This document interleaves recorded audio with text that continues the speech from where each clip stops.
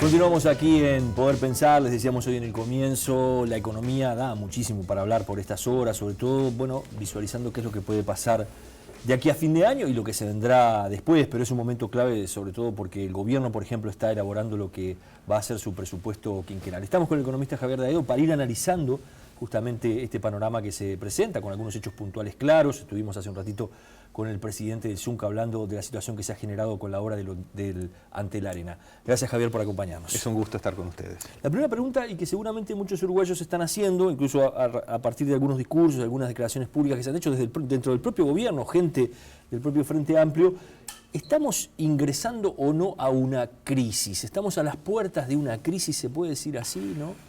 No, hay que tener mucho cuidado con las palabras, sobre todo cuando crisis en el Uruguay se asocia con lo que vivimos hace 13 o 14 años, y yo siempre digo que la probabilidad de que se repita esa situación es casi nula, por no decir nula directamente. Esa crisis fue potenciada por algo que hoy no está para nada en la consideración y en las posibilidades, que es el tema bancario, la corrida bancaria. En ese sentido, podemos sí tener un momento de desaceleración como el que estamos teniendo. Podemos incluso tener una etapa de recesión, llegado el momento, cuando se den algunos trimestres de caída a nivel de actividad, cosa que puede ocurrir. De hecho, en Brasil y Argentina ha estado y está ocurriendo en ellos. Pero de ahí a la palabra crisis, yo creo que hay un trecho muy largo. Entre otras cosas, porque no solamente la variable bancaria está fuera de toda discusión, sino que también ha cambiado mucho de entonces a hoy el tema de la dolarización, tanto del sector privado como de la deuda pública.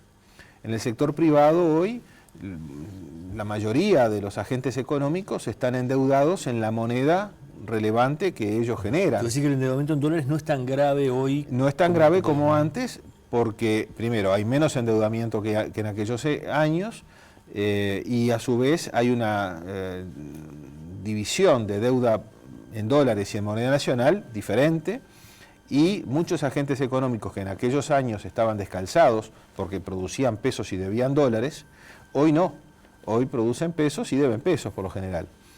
Y a su vez, y lo más importante, el sector público. La deuda pública antes era 100% en dólares, salvo alguna emisión local de letras del Banco Central o de Tesorería.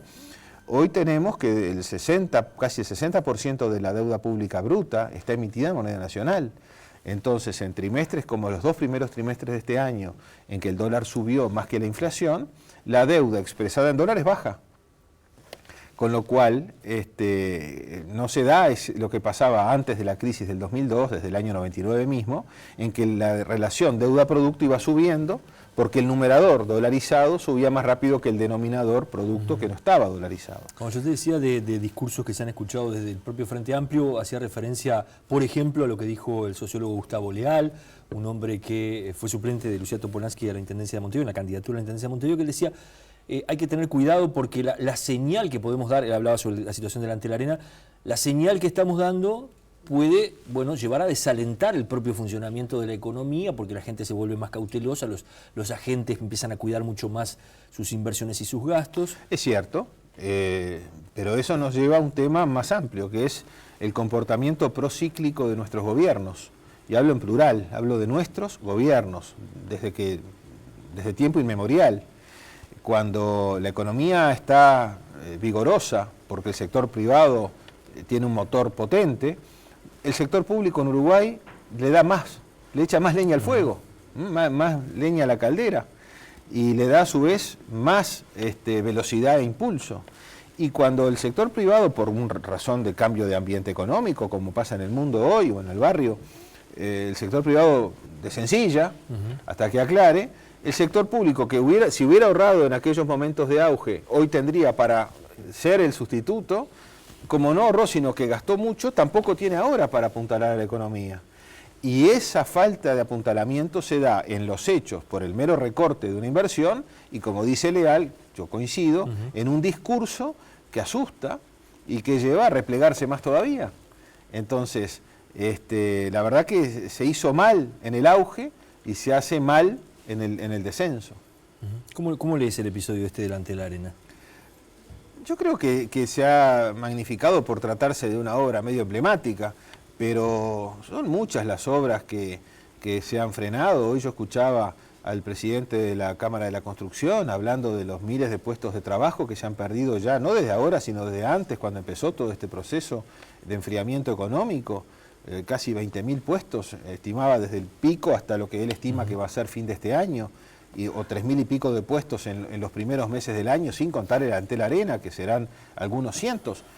Pero es un proceso que es consistente con lo que pasó antes, con el exceso de manija que se le dio a la economía, y bueno, y consistente con este nuevo mundo, con este nuevo ambiente, donde hay riesgos que se visualizan y posibles shocks externos que estemos recibiendo a través de lo que pueda desencadenarse con Grecia en Europa, con China, con esta burbuja en la bolsa, con Brasil, que ha vuelto a subir su tipo de cambio en el contexto incluso político de incertidumbre, con Argentina, que por ahora está tranquila en este proceso preelectoral, pero que en cuanto se empiecen a definir las cosas, el mercado va a descontar lo que va a ser el próximo gobierno, y bueno, y según cuál sea ese próximo gobierno, será el descuento que hace el mercado y puede volver a generar incertidumbre. Algo decías recién sobre el tema de las empresas públicas. Te invito a escuchar 30 segundos al expresidente, hoy senador de la República, José Mujica, que habló ayer,